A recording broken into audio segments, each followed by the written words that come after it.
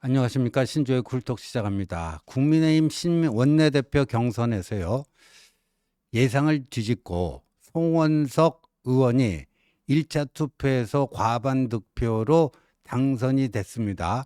3파전이었기 때문에 1차 투표 과반 당선은 조금 어렵지 않겠는가. 최근에 당내 최대 계파인 친윤이 나는 친윤 아니다, 뭐 이런 식으로 잡아떼면서 또 친윤에서 쇄신파로 전향하는 이런 움직임도 나타나면서 권성동이 12월 10 며칠이죠? 12월 10일, 12일인가요? 그때 김태호를 누르고 당선될 때처럼 친윤표가 그렇게 결집하지는 못할 것이다. 그래서 3파전이고 하니까 어차피 결선 투표에서 판가름이 나지 않겠느냐, 이렇게 예상을 했었는데요. 전혀 그렇지가 않았습니다. 전혀 그렇지가 않고요.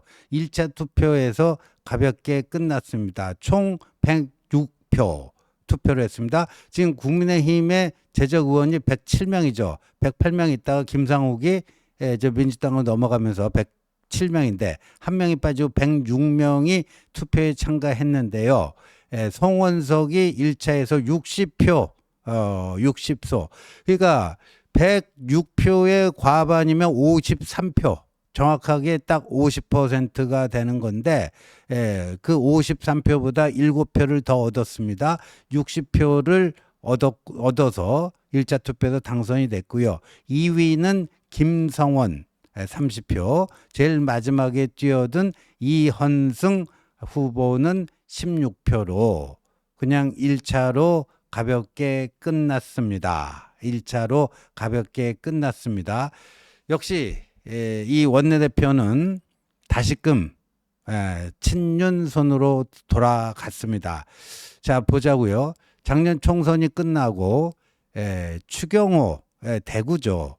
추경호 삼선 의원이 원내대표로 뽑혀 있는 상태에서 작년 7월 전당대회가 열려서 한동훈 후보가 63% 압도적 지지율로 당대표가 됐지만, 당대표 한동훈과 원내대표 추경호는 여러분들 뭐 굳이 설명이 필요 없을 정도로 윤통과 아주 긴밀하게 소통했던 사람으로서 윤통의 심중을 여의도에서 대변해주는 그 대리인 역할을 했었죠. 그러니까 사사건건 한동훈 당대표와 부닥치면서 당 운영이 원만치가 않았습니다.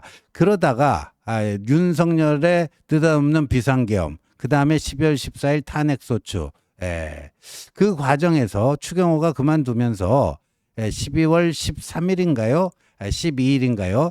원내대표 선출이 있었습니다. 12월 12일로 기억납니다. 그때 권성동과 김태호 두 의원이 나왔는데, 그때요. 그때 표 차이가 어떻게 났는가? 권성동이 72표를 얻었고요. 김태호 후보가 34표를 얻었습니다. 그때도 106명의 의원들이 투표에 참석했습니다. 오늘하고 똑같습니다. 106명 중에 권성동 72표, 김태호 34표. 더블 스코어가 났습니다. 그런데 오늘 표를 보면요. 김성원 30표, 그 당시에 김태호가 34표를 받았어요. 근데 그 당시에 저 권성동은 72표를 받았는데 오늘 송원석은 60표인데, 잘 보면 이헌승 이분도 범친윤으로 분류되는 사람 아닙니까? 그러니까 송원석 플러스 이헌승 하면 76표예요. 76표인데 이헌승 찍은 사람 중에서는 그러니까 친한 친윤 양쪽 다 아니고 이 계파가 없는 무계파 의원들이, 왜냐하면 이현승 후보가 중도 통합, 자신은 계파에서 탈피해서 뭐 하겠다, 이런 것들을 강조했기 때문에 이현승 후보에게 간 표는 이제 뭐 PK 연고니까 그 뭐 개인 연고, 그다음 개인적 친분, 지역 연고, 개인적 친분으로 간 것도 있겠지만, 정치적으로는 이제 중립을 좀 지향하고 싶은 이런 사람들이 갔을 텐데, 그러니까요. 12월 12일에 권성동이 원내대표로 선출될 때나 오늘 송원석이 원내대표로 선출될 거나 별로 변한 게 없습니다. 거의 안 변했습니다. 거의 그대로입니다. 예, 당시에 친한계의 그 지원을 받아서 나왔던 김태호 후보가 34표인데 이번에도 친한계 지원을 받았던 김성원 후보가 30표다. 그러니까 그때나 지금이나 거의 의원들 표심은 전혀 바뀐 게 없구나. 예. 근데 그 사이에 뭐를 겪었죠? 12월 12일에 권성동이 뽑혔어요. 근데 12월 3일에 윤석열이 비상계엄을 하고, 예. 그리고 추경호가 거기에 대한 책임을 지고 물러나면서 비상계엄 발생하고 9일 후에 원내대표 선거에서 권성동이 되는데 이틀 후에 12월 14일에 국회에서 윤석열 탄핵소추 안이 통과가 되죠. 그러면서 12월 16일에 이제 한동훈이 당대표에서 물러나오는 그런 건데 그 이후에 이 당내 주류 이 친윤들은요 반탄운동을 빡세게 전개하지 않았습니까? 한남동에도 가고 재판정에도 가고 헌재 앞에 가고 또 릴레이 1인 시위하고 단식 투쟁하고 뭐 했는데 4월 4일에 8대0 전원일치로 윤석열이 파면이 됐고 파면 결과 6월 3일 조기 대선이 있었고 5월 3일에는 또 후보를 뽑았는데 후보를 누굴 뽑았어요? 윤석열과 스펙트럼이 가장 겹치는 김문수가 후보로 뽑혔잖아요. 그리고 6월 3일에 김문수는 참패를 했습니다. 참패를 하고 자 이제 이 대선 참패 이 속에서 다시금 새 출발을 해보자 하는 게 이번에 원내대표 선거였는데 도돌이표였다. 권성동 당선될 때나 오늘 송원석 당선될 때나 뭐 이 표의 표 분석을 해보면 별반 바뀐 게 없다. 이 국민의힘 이 의원들 표심은 뭐 계엄, 탄핵, 그다음에 헌재 파면 선거, 그다음에 대선 패배 뭐 이러한 그 굵직굵직한 충격적 사건에도 불구하고 바뀐 게 없다. 바뀐 게 없다. 그래서 제가 오늘 이 투표 결과를 딱 접하고 떠오른 게 뭐냐. 저 남태평양에 있는 갈라파고스라고 하는 그곳이 떠올랐습니다. 그것이 어떤 곳이냐. 남아메리카 에콰도르 해안에서 서쪽으로 약 1000km 떨어진 갈라파고스 그 제도다. 독특한 자연 환경을 가지고 있어 다윈의 진화론이 탄생되는 계기가 된 곳이다. 근데 저게 사회과학적으로는 왜 갈라파고스 뭐 이게 잘 인용이 되냐면요. 외부하고 완전히 단절된 세계입니다. 외부하고 완전히 단절된 채 그 갈라파고스 그 섬들 사이에서 그 제도에서 독자적인 생태계를 형성하고 있어요. 그런 특성 때문에 외부와 단절된 채 독자적으로 생존하고 뭐 발전을 하더라도 자체적으로 하는 거죠. 그러니까 외부 충격이 없어요. 외부 충격이 없습니다. 내부에 필요가 있을 때만 뭐 좀 변하고 바뀌고 하는 거죠. 그러니까 바뀔 일이 별로 없어요. 외부 충격이 없으니까요. 왜? 외부하고 완전히 단절돼 있어요. 그러니까 우리가 지금 이 AI 혁명 시대를 살고 있는데 저기 구석기 시대, 신석기 시대 그런 게 바로 갈라파고스 얘기를요. 지금 이 첨단 AI 혁명 시대에 이 산업혁명 이전 시대 그 농경사회 때 얘기나 하는 거 그런 사람을 비유하고 그런 사고방식을 비유할 때 갈라파고스 이거를 많이 그 우리가 인용을 합니다. 이게 일본 기업들이에요. 한때는 Japan as number one. 일본이 세계에서 넘버 원이다. 미국도 제키고 80년대, 90년대, 80년대까지 그랬어요. 소니 이게 그냥 쫙 소니 워크맨 뭐 이런 것들.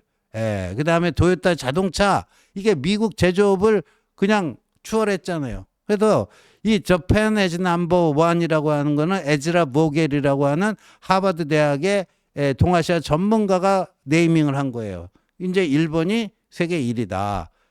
그래서 1985년에 일본의 그 엔화 환율을 강제적으로 조정하는 플라자 합의 같은 것들이 이루어지고 뭐 하는 건데, 근데 그 이후에 일본이 이게 외향적인 것보다는 이 섬나라 근성 때문에 잠깐만 내향적인 거, 자기 나라 시장에만 집중하면서 그 외부와의 어떤 그 활발한 교류나 이런 것들을 좀 등한시하면서 그러니까 일본 기업들이 경쟁력이 점점 약화돼서 이제 한국에도 따라잡힌 거 아니에요. 전자 반도체, IT 이런 데도 한국에도 많이 따라잡히고, 요새 이제 일본이 정신 차리고 다시 이제 추격을 했습니다만, 그런 현상이에요. 경제에서는 그럴 때 많이 씁니다. 근데 이제 이 국민의힘이 갈라파고스가 돼버린 거예요. 이 영남 의원들 똘똘 뭉쳐갖고요. 지금 오늘 표 분석을 해보니까 이 송원석이 얻은 60표가 어디로부터 나왔겠느냐. 지금 대략 보면 그렇습니다. 지금 TK가 25표죠. TK 25표.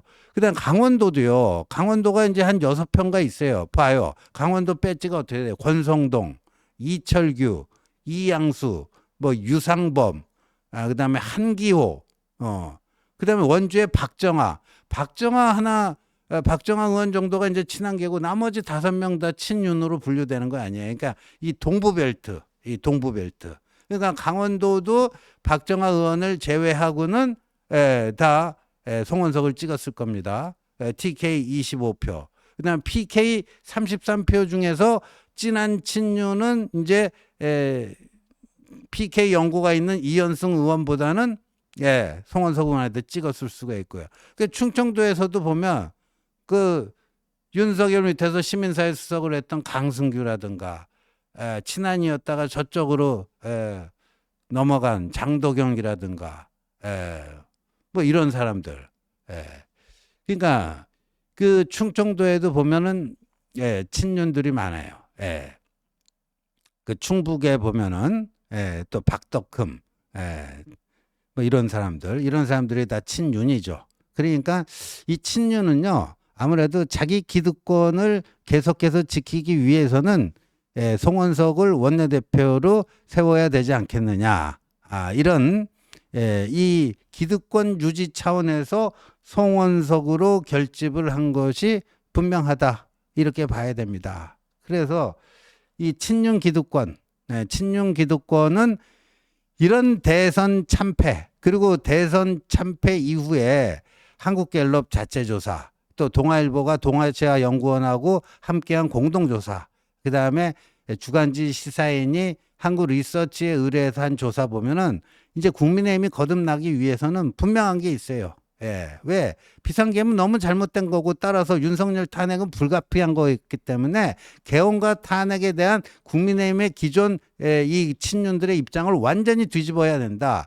그 다음에 윤석열 부부, 그 다음에 정광훈 세력, 부정선거 음모론 이런 것과 확실하게 단절을 해야지만 국민의힘이 이제 새 출발의 그 스타트 라인에 서는 것이다 하는 것들이 그 사후조사에 그 일관된 공통된 그런 메시지였는데 거꾸로 가는 거예요. 거꾸로 가는 겁니다.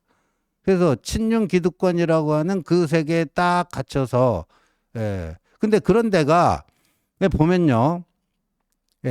아무래도 그 내년 지방선거 판세가 안 좋다 할지라도 영남에서는 그래도 뭐 국힘 후보 하면 되겠지.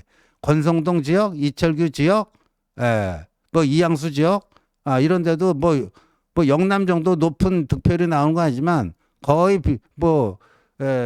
영남 비스무리하게 나오니까. 그다음에 장동혁 지역구, 강승규 지역구, 거기도 충청도지만 거의 충청도의 영남이라고 불려지는 그 이제 보수 그 우세 지역이거든요. 그런 데서는 내가 할 수 있겠다. 정권이야 뭐 이재명한테 넘어가건 앞으로 뭐 되건 우리가 이게 당권은 확실히 주고 있자. 뭐 그런 겁니다. 그러니까 오늘의 이거는 한마디로 도로 친윤당,